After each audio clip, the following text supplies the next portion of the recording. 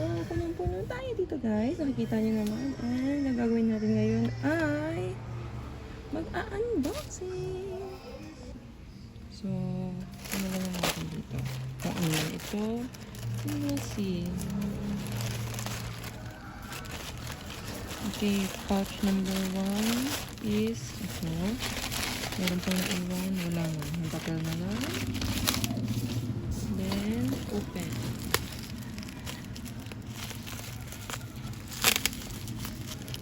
Ito ay, panglinis na keyboard and such. Ngayon, pakita ko sa inyo.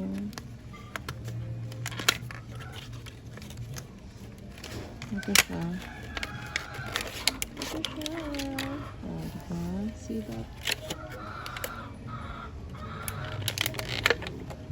Okay, ang laman nito guys ay, ano ba to? Ayan. Yung parang broom brush.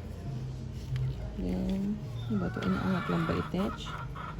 Ay, inangat na nga. Pangtanggal ng keys ng keyboard. Hindi ko alam Ayan. So, ito namang isa ay panglinis ng mga AirPods. Yung mga yan, sides. Ayan, brushes din. Then, lagayan ng liquid pang cleaning.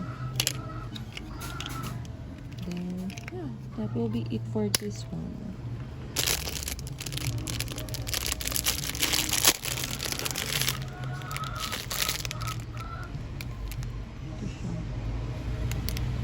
Akala ko putol, hindi siya putol as is siya kasi nakaayos yung round niya eh.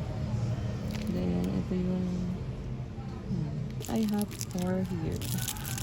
So, meron akong matte pink, glossy pink, light glossy pink, and then gold. Pouches. Actually, I ordered pink so I don't know. Is this even pink?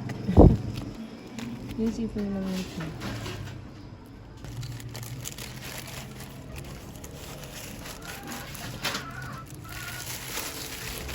Next is ito. Ito ay portable na tabo. Kasi aalis nga kami. So, we will be needing this one. And this naman ay papibilin ko yung bucket. Pero parang mas okay yung basin para in case na may gustong maglaba, magagamit din nila. Hindi lang siya basta Pero magagamit din naman ang basin. Pero ang bucket, pero mas magali or mas magdalas na ginagamit pag naglalaba ang mga person ay basin. So, ito siya, basin. And portable din siya. Kasi napufold. Collapsible.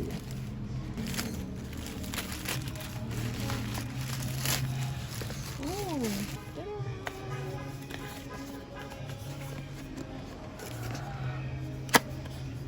Ang order ko puti. So, puti naman din yung natin. So, yes. Next naman ito. Ito na siya. Wash building block. Yung aking gulong. Full cover. This one. Bigyan. Ito na yung drawer ko. Na isa. Yung white shoes ko, dadala ako nito just in case lang naman. So, to be sure, di malimuhan yung sapatos kasi isang sapatos na lalagay.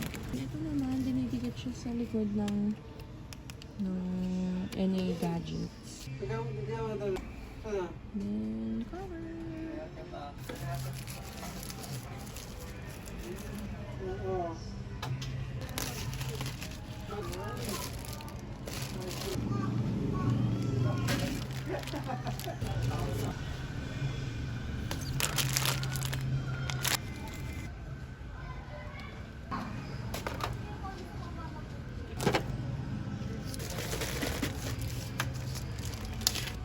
Number 1, number 2.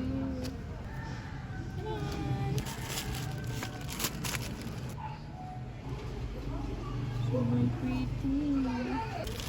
Then